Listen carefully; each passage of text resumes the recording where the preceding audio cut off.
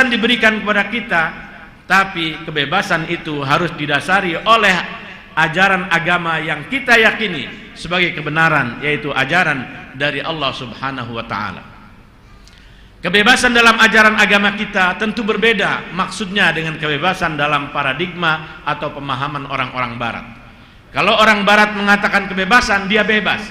Bahkan ketika anaknya berkata kepada ibu dan bapaknya, ketika ibu bapaknya menyampaikan informasi atau ajakan kepada anaknya, "Nak, ini sudah waktunya, sudah pagi, bangun subuh, mari kita sholat, kita sama-sama sholat berjamaah, kita sama-sama ke masjid, kita sama-sama ke musola."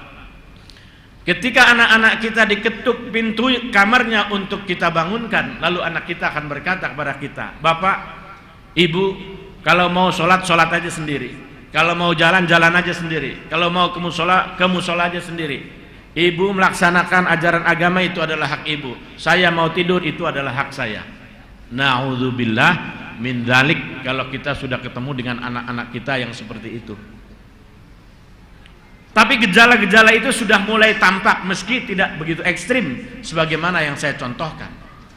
Bayangkan bapak-bapak dan ibu-ibu saat ini, ketika bapak-bapak berkata kepada anaknya, ibu-ibu berkata kepada anaknya, berbeda dengan 30 tahun ketika bapak ibu waktu masih muda. Kalau waktu dulu 30 tahun yang lalu bapak ibu waktu muda, lalu orang tuanya datang, waktunya sholat belum sholat, orang tuanya hanya melihat dan memplototi saja begitu. Nah, ini waktu asar, sudah nggak ngomong apa-apa, kita langsung datang, kita langsung ambil air wudhu, kita langsung sholat, kita datang ke masjid, kita datang ke musola. Tapi anak zaman sekarang, bapak-bapak dan ibu-ibu, berbeda. Kalau tidak kita tarik sendiri, kalau tidak kita ajak sendiri, kalau kita tidak giring mereka langsung bersama-sama dengan kita, mereka tidak akan pernah mengikuti apa yang kita maui.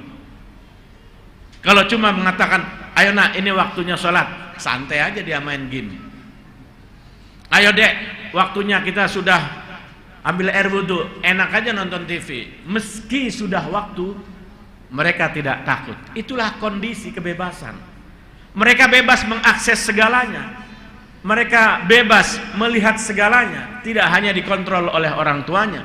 Yang lebih banyak mengontrol anak-anak kita adalah media massa. Yang lebih banyak mengontrol anak-anak kita adalah tontonan dan gym. Yang lebih banyak mengontrol anak-anak kita adalah saudara-saudara temannya yang sebaya, teman-temannya yang satu sekolahan, yang satu lifting dalam kuliah, yang satu tempat pekerjaan dalam bekerja. Orang tuanya hanya berfungsi dalam beberapa hal saja, itu pun tidak optimal. Mereka akan mengatakan kepada bapak ibunya, "Silahkan bapak kalau mau maju-maju saja, silahkan ibu kalau mau baca Al-Quran, baca aja sendiri. Silahkan bapak kalau mau sholat, sholat aja duluan. Saya nanti, dan nanti akhirnya tidak sholat." Kalau kita biarkan anak kita seperti itu, apa yang terjadi 30 tahun yang akan datang, apa yang terjadi 20 tahun yang akan datang, kalau kita tidak rajin mengemong dan membimbing anak-anak kita secara baik, mereka semakin jauh dari ajaran agama. Itu adalah ekses negatif dari kebebasan dalam perkembangan modern saat ini. Kebebasan dalam ajaran agama kita memang diberikan, tetapi memiliki tanggung jawab moral yang sesuai dengan tuntunan-tuntunan agama. Suatu ketika Nabiullah Muhammad SAW didatangi malaikat Jibril, dan malaikat Jibril memberikan nasihat kehidupan. "Ya Muhammad, ish ma